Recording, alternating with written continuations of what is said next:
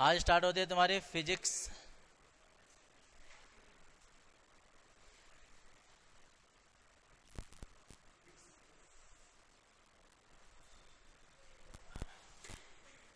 देखो इसमें क्या है कि फिजिक्स का 100 नंबर का पेपर होता है। ये वही केमिस्ट्री की तरह डिवाइड है तुम्हारा। 70 नंबर की तुम्हारी थ्योरी होती है और 30 नंबर का प्रैक्टिकल होते हैं।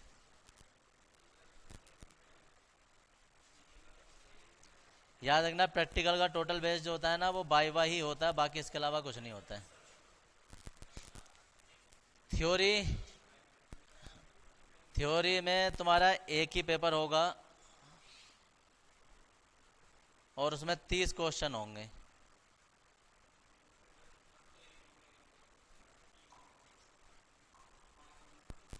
एक से 8 तक जो है वो 1 नंबर वाले क्वेश्चन होंगे। 9 से वो उसमें आ जाते हैं बहुविकल्प पे। 9 से 18 तक जो होते हैं वो 2 नंबर वाले हो जाते हैं। 19 से 27 तक जो होते हैं वो 3 नंबर वाले हो जाते हैं। और 28, 29 और 30वां क्वेश्चन जो होता है वो 5 नंबर का हो जाता है। ये तुम्हारे क्वेश्चन का पूरा प्रारूप है। बाकी प्रैक्टिकल जो वो 30 नंबर का तुम्हारा होता ही है। अब इसमें तुम्हें ये फिजिक्स में क्या पढ़ना है वो मैं तुम्हें लिखवा रहा हूँ थ्योरी में, ये नोट कर लो अपना। और इसके बाद सिलेबस लिखेंगे जरा इसका। हाँ जी, सिलेबस एनसीईआरटी सिलेबस।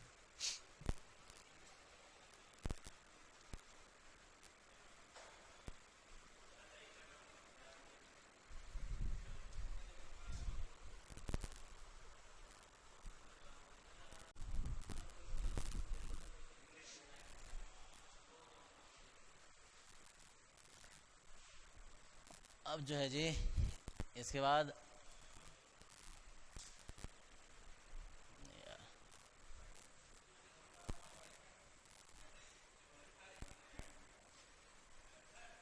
हाँ जी हाँ, ये कौन सी किताब होती है?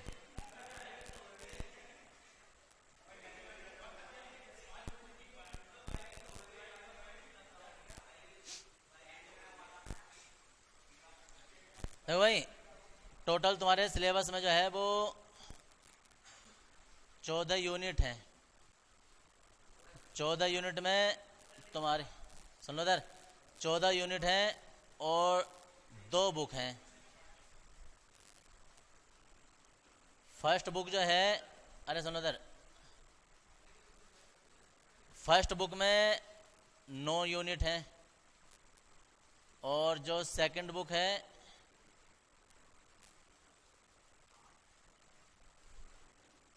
तो उसमें 6 कितने हो गए, 5,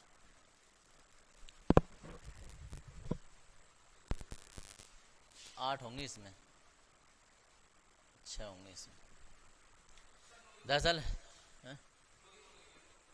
अभी हिसाब लगा लेंगे। 9 इसमें होंगे, 10, 11, 12, वो तो हिसाब अब इसमें जब चैप्टर के नाम लिखेंगे तो आ जाएंगे। चलो अभी देखते हैं। अब जो है 2 बुक होती हैं तुम्हारी, एनसीईआरटी के हिसाब से बता रहा हूँ।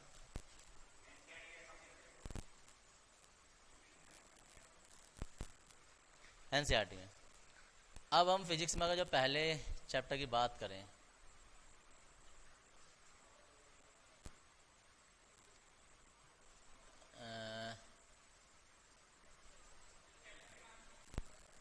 चैप्टर नंबर 1 क्या हो गया? चैप्टर के नाम ना लिखवा रहे तो ये क्या कर रही हूँ मैं? अच्छा वो जब चैप्टर शुरू होगा तब की बात है, अभी तो हम पूरी किताब पढ़ लें।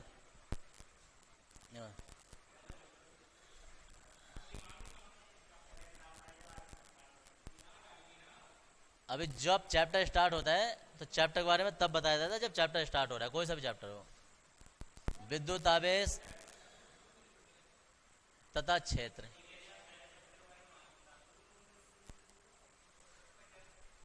दूसरा आ जाता है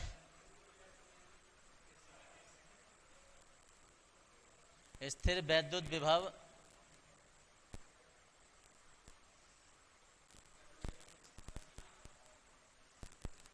तथा धारिता।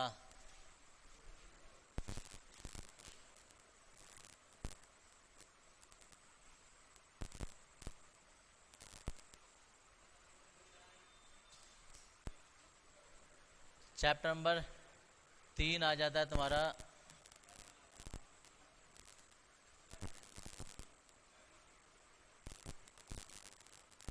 विद्युत धारा।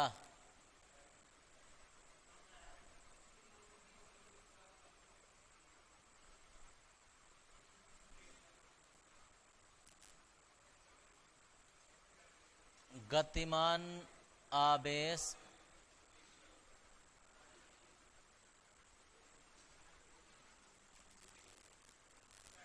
तथा चुंबकत्व।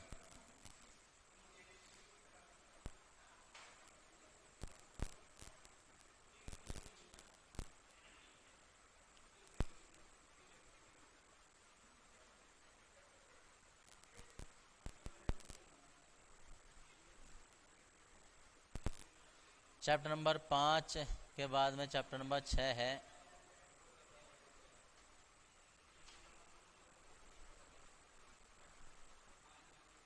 विद्युत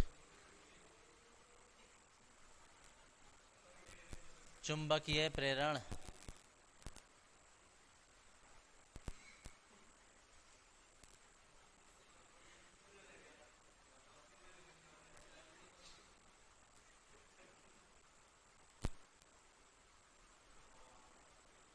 प्रत्यावर्ती धारा।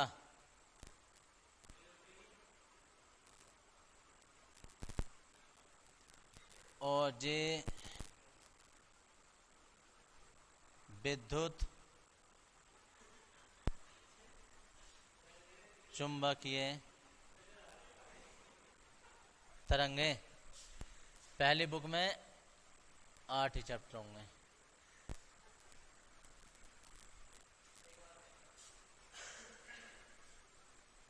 यहां से स्टार्ट हो जाती है तुम्हारी सेकंड बुक।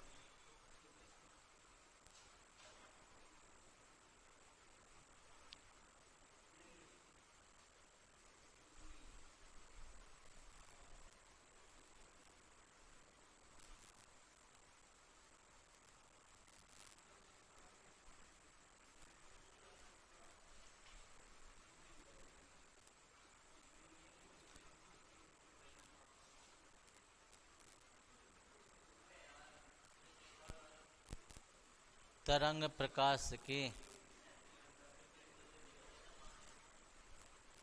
चैप्टर नंबर आ जाता है तुम्हारा 11।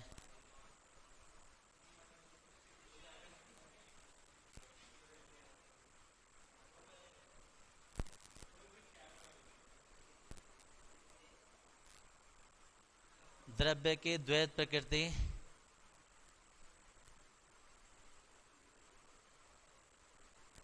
तथा विकिरण।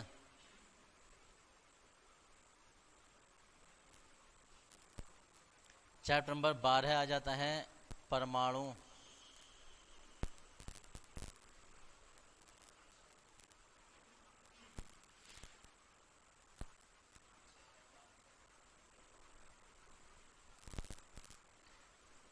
नाभिक।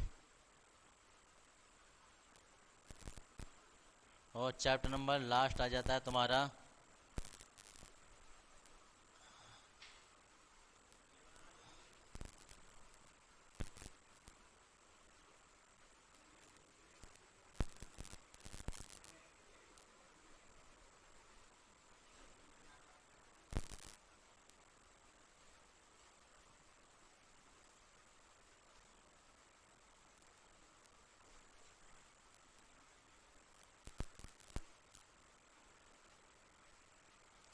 देखो भाई, एक चैप्टर और हुआ करता था 2020 से पहले। चैप्टर नंबर 15 संचार निकाय या संचार व्यवस्था। अब वो तुम्हारे सिलेबस से बाहर कर दिया गया। लेकिन जिसके पास एनसीईआरटी किताब होंगी ना, उन्हें उसे ही चैप्टर दिखाई देगा, इसलिए मैंने लिख दिया है।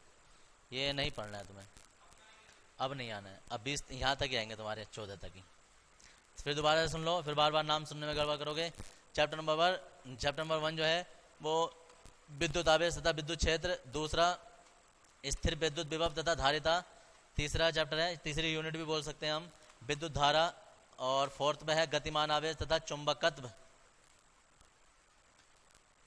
पांचवा जो है वो चुंबकत्व तथा पदार्थ, और छठा जो है वो विद्युत चुंबकीय प्रेरण, सातवां है प्रत्यावर्ती धारा, आठ है विद्युत चुंबकीय तरंगे, इसे इलेक्ट्रोमैग्नेटिक वेव के नाम से भी आता रहता है ये।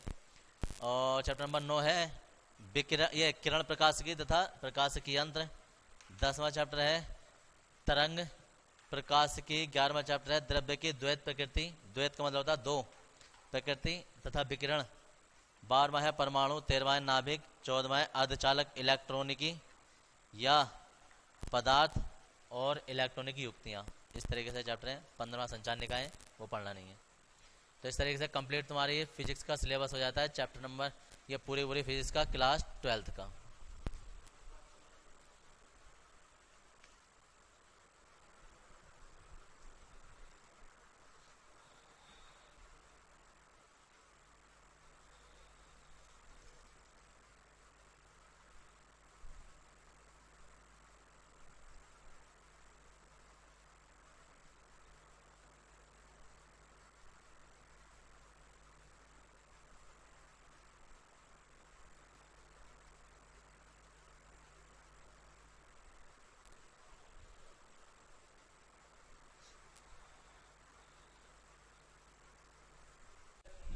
देखो बेटा,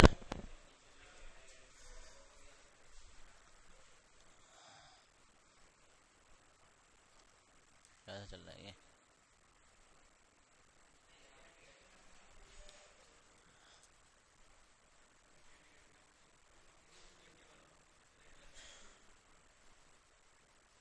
विद्युत आवेश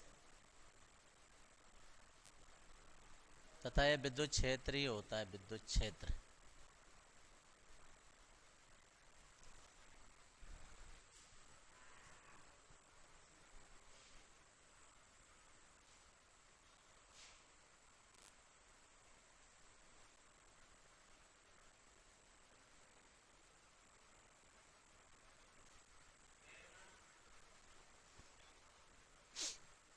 यहाँ आ जाओ तुम जरा बस।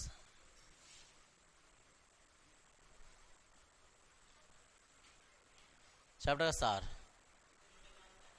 देखो, सबसे पहले जो हम इसमें टॉपिक पढ़ेंगे वो पढ़ेंगे विद्युत आवेश।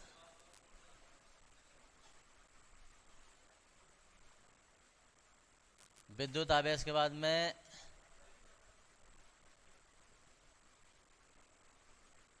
विद्युत आवेश के प्रकार, और दुनिया में सिर्फ दो ही प्रकार के आवेश होते हैं, सबको पता है कौन से? धनात्मक आवेश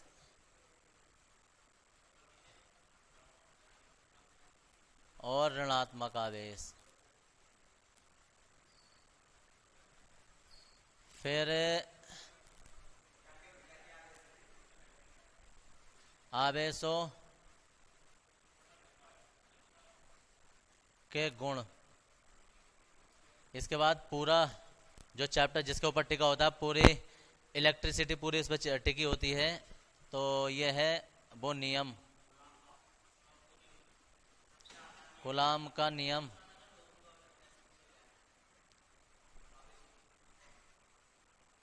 फिर आ जाता है कूलाम के नियम की सीमाएं।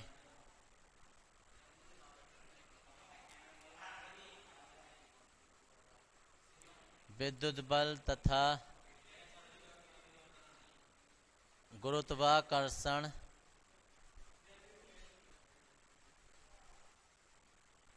बल की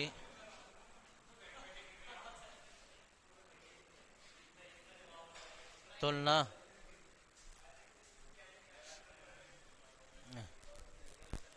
अब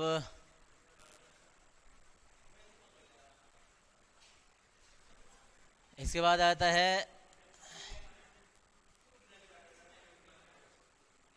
विद्युत क्षेत्र। साथ साथ देखते रहोगे ना, अभी तुम लिखोगे फिर बाद में पूछते रहोगे ये क्या है, जब लिखता हुआ देख लोगे उसके बाद उतार लोगे तो पूछने की जरूरत भी नहीं पड़ेगी। विद्युत क्षेत्र फिर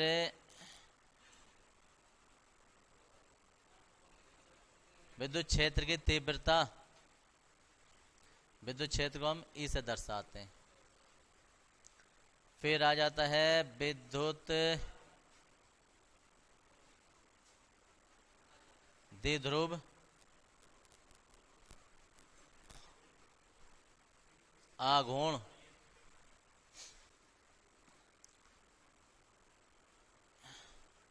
विद्युत द्विध्रुव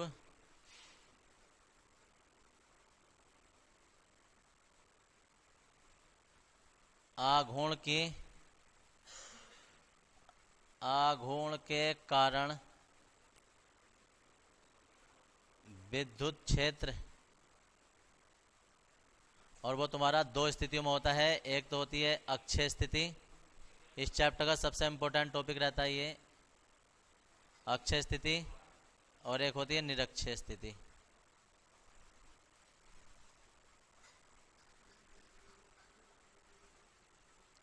विद्युत द्विध्रुव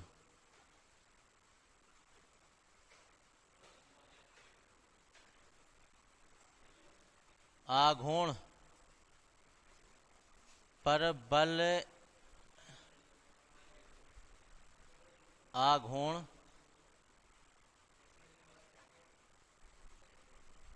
या बल युग्म, और आ जाता है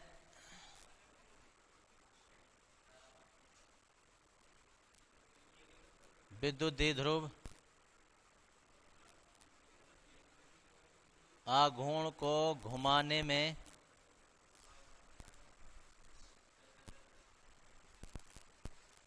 कृत कार्य। इससे अगला टॉपिक आ जाता है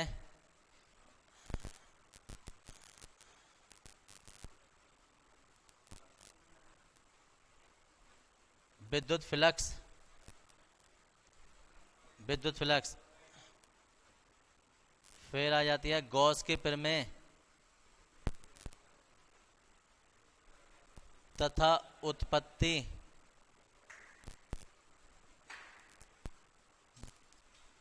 फिर आ जाती है गॉस की प्रमेय के अनुप्रयोग। ये तुम 5 तरीके से अनुप्रयोग करोगे इसके।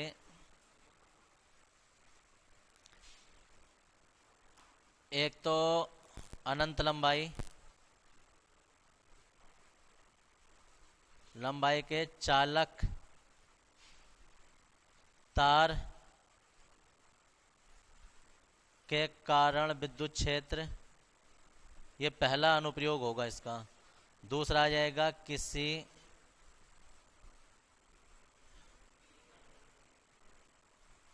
चालक सीट के कारण विद्युत क्षेत्र। फिर आ जाता है किसी अचालक सीट के कारण विद्युत क्षेत्र। फिर आ जाता है गोलीय कोष के कारण विद्युत क्षेत्र। फिर आ जाता है ठोस गोले के कारण विद्युत क्षेत्र। एक और हो जाता है गॉस की प्रमेय से कूलाम के नियम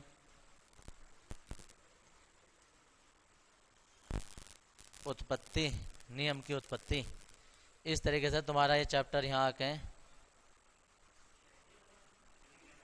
एंड हो जाता है।